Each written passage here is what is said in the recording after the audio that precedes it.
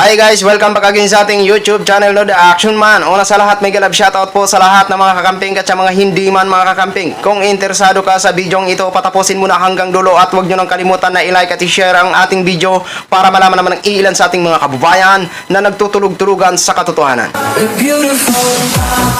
So muli naman nagbabalik ang nag-iisa nyong host na si The Action Man para magbigay ng komentaryo at reaction sa mga mainit ng issue ng bayan. So ito ha mga ka-action, no, gusto ko lang na i-share sa inyo ang about naman ito sa pag-asta-asta ni Senador Robin Padilla alias Boy Sele. Grabe naman ang pag-asta niya sa mga umaangal o sa mga against sa sinasabi niyang ROTC. Grabe naman ang kanyang pag-angal sa sinasabi niyang sinusulong na ganitong panukalang ibalik ang ROTC.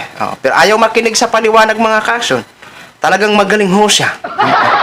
Sobrang galing ni Boy Sele. Pero kapag umasta dyan sa Senado, hindi talaga nagustuhan ng millions of Filipino. Alam ho natin yan. Kahit po tayo, against ho tayo sa mga sinasabi ni Robin Padilla. Ginagawa kasi ni Robin Padilla dyan sa Senado, parang pelikula. Alright mga ka-action, para hindi ho tayo magtagal, panoorin na po natin ang nasabing video. Ngayon, nagsalita kagabi. Napanood ko kagabi yung foreign minister ng kapitbahay natin. Opo, ang sabi niya, parang pinoprovoke daw natin lagi sila. Medyo naguluhan po ako dun sa sinabi niya. Ano po ba? Sino po ba talaga ang nagpo-provoke? Sila o tayo? Sa mahal nating kaibigan, Senador, hindi po tayo nagpro-provoke sa kanila. Ang ginagawa lang po natin na matagal na po, kaya nga po gusto natin baguhin ang plano ng pag-iisip natin, nagre-react lang tayo sa ginagawa po nila. So sila po nangunguna. Sila po ang humaharang ng ating mangingisda. Sila po ang naglagay ng barrier doon sa Scarborough. At noong nakapasok na nga po ang ating mga fishermen, ayon sa mga ulat po sa amin, ang laki po ng kanilang nahuli na isda. Sila ho ang nagpro-provoke hindi naman po tayo. Tayo po'y nagre-react. Ngayon po, ang aming pong pagbabago ng palaisipan, ng kaisipan sa armed forces, huwag na ho tayo magpa-provoke. Humanda na lang tayo na huwag na nila tayong provokin kasi atin naman po yan sa ilalim po ng international law. At kami po ay hindi tutol sa pag-uusap. Kailangan po ng diplomasya dito. Ngunit, dapat sang-ayon po ito sa prinsipyadong pag-uusap, open and transparent. Para wala pong masasabi na may binulong, tapos nagtuturuan. So, sa amin lang po ay gusto lang po namin suportahan ang whole of government approach natin. Ngayon, sa panig naman po natin, nakikita natin, itong West Philippine Sea po ang focus. Pag hindi po natin pinatatag ang ating sandatahang lakas, baka naman po sa Philippine Rice mangyari pag naunahan tayo. Kaya po kailangan unahan na po natin. Maraming salamat po. Mahal na kalihim, kasi dito po sa sinabi niya, tayo daw ang naghahanap ng gulo. Gulo din ito. Meron po akong isang lamang po, kasi sabi nyo, maghanda po tayo. Yun po ang matagal na po naming sinasabi, mahal naming kalihim sa ating mga kababayan, na sana ay gawin na nga natin talaga yung paghahanda.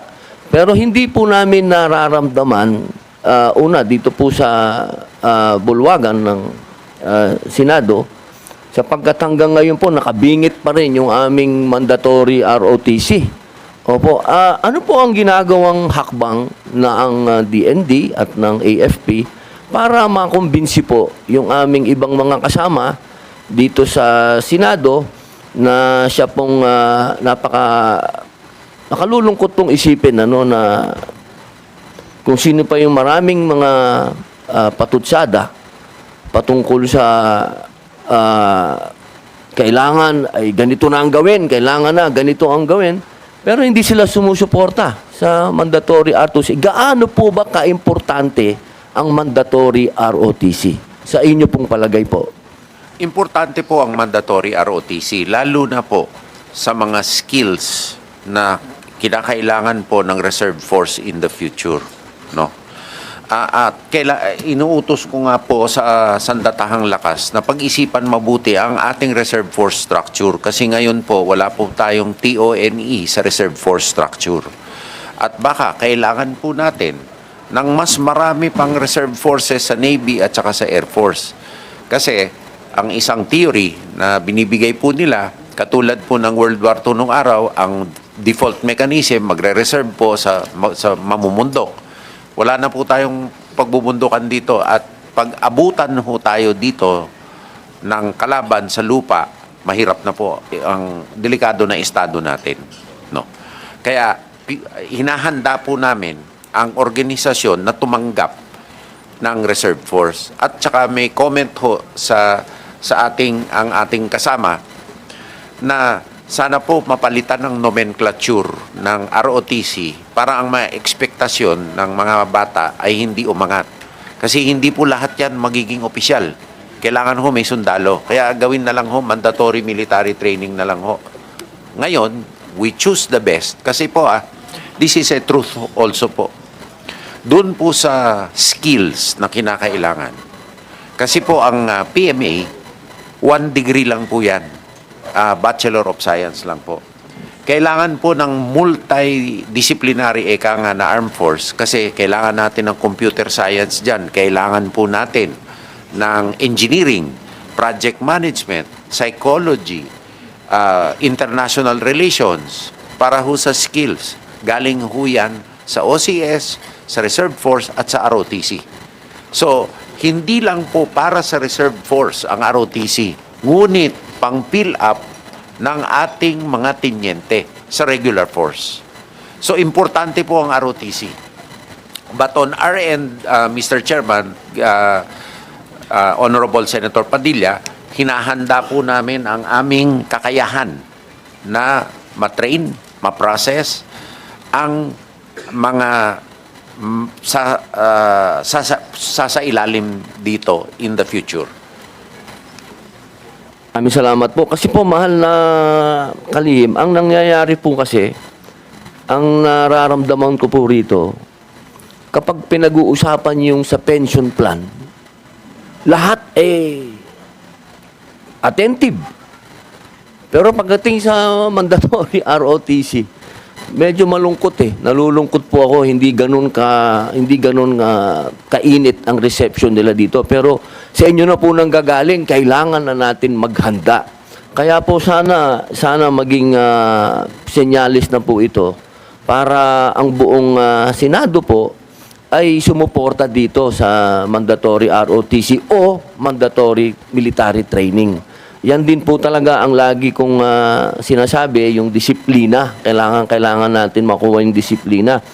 So yan na ho mga ka-action, no? Napanood na po natin, no, mga ka-action. So iginigiit niya po talaga na kailangan i-mandatory ang nasabing panukalang batas ng ROTC. For short, gusto niya po talaga na maibalik ang ROTC.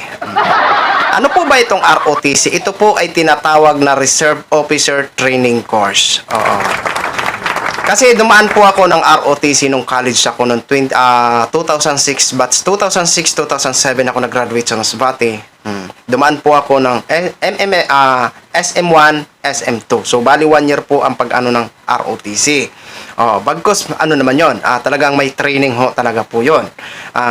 Halimbawa, criminology ako noon, talagang pinagdaanan ko po yung nag-training kami sa water survival, ihuhulog ka na nakaano. Talagang ganun anong training, parang pang ano talaga. Pang pulis ho talaga na training, oo. Bagkus okay na ho sana, oo. Kasi kapag makakuha ka na kasi ng ROTC, pwede ka na po mag-apply ng militar. Pwede ka na po army. I-recruit ka po nila kasi may ano ka na po, may training ka na po, o pwede ka mag-apply ng mga security. Kaso, bakit ba nawala ang ROTC na to? Sa pagkakaalam ko, no, disclaimer lang po, ito po ay sarili ko lang opinion.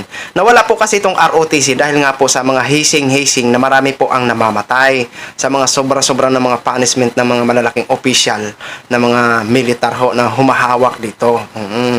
Ako nga noon nasapak nga ako ng isang militar Oo. Pero okay lang ho yung kasalanan ko naman po Sino ba naman ang hindi, sino ba naman ang matuwa sa'yo? Nakatikas pahinga kayo, ako nakatikas paluwag. Sipain niya ngayon yung tuhod ko, basta kay duhod ako eh.